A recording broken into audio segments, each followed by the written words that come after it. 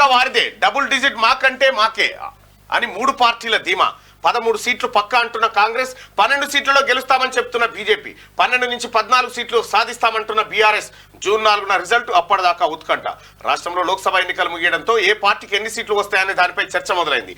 Polling సరళిని విశ్లేషించుకుంటున్న మూడు ప్రధాన పార్టీలు Congress, BJP, BRS double digit సీట్లు మాకంటే మాకే వస్తాయని ధీమా వ్యక్తం చేస్తున్నాయి. ఈ 3 పార్టీల ముఖ్య నేతలు పోలింగ్ శాతానికి సంబంధించి గ్రౌండ్ రిపోర్ట్ తెప్పించుకొని ఎక్కడెక్కడ గెలిచే అవకాశాలున్నాయనే లెక్కలు వేసుకుంటున్నారు.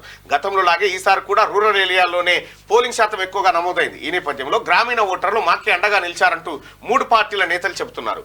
13 సీట్లపై రేవంత్ ధీమా. ఈసారి 13 సీట్లు దక్కించుకుంటామని కాంగ్రెస్ నేతలు ధీమాతో ఉన్నారు. 13 సీట్లు పక్కా వస్తాయని పీసీసీ చీఫ్ రేవంత్ రెడ్డి చెబుతున్నారు. పోలింగ్ కు ముందు 14 సీట్లు టార్గెట్ అని చెప్పిన ఆయన మంగళవారం మీడియాతో చిట్చాట్ చేస్తూ పోలింగ్ సరళిని విశ్లేషించుకున్నాం, పక్కాగా 13 సీట్లు వస్తాయని చెప్పి ఆయన నిన్న ధీమా వ్యక్తం చేసిండు. ఇది ఎవరి లెక్కలు వాళ్ళకే ఉన్నాయి అనేది ఒక వార్త.